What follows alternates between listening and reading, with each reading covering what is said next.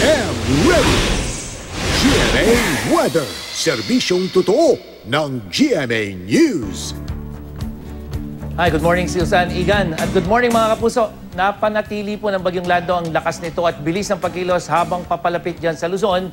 Namataan ng pag-asa ang sentro ng bagyo sa layong 1,185 kilometers dyan sa may silangan ng Baler Aurora nitong madaling araw.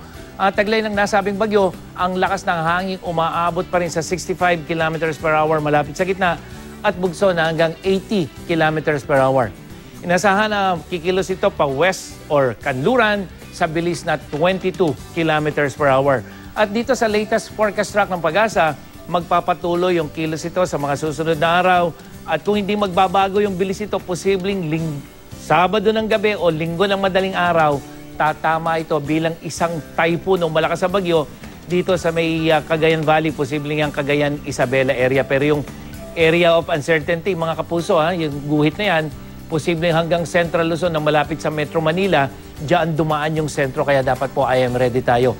Bungsod ng paglapit ng bagyo at sa umiiral na northeasterly wind flow, masungit pa rin ngayon ang lagay ng mga dagat, sakop naman ng seaboards ng Northern Luzon at eastern seaboards of Central and Southern Luzon. Kaya delikadong pumalaot ang maliliit na sakyang pandagat ayon yan sa pag-asa. Ang lagay ng panahon ngayon sa iba't ibang panig ng bansa, asahan pa rin ang mga mahihinang pagulan.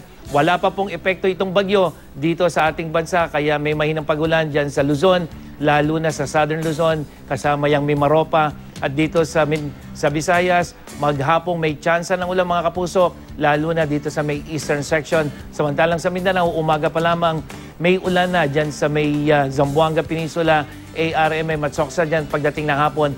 Mas maraming ulan ang asahan sa malaking bahagi ng Mindanao.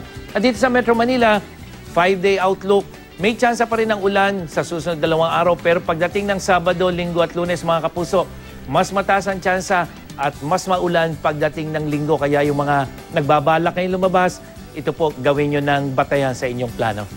At yan ang latest mula sa GMA Weather. Ako po si Nathaniel Cruz, magplano para sigurado. I am ready. Serbisyong totoo ng GMA News.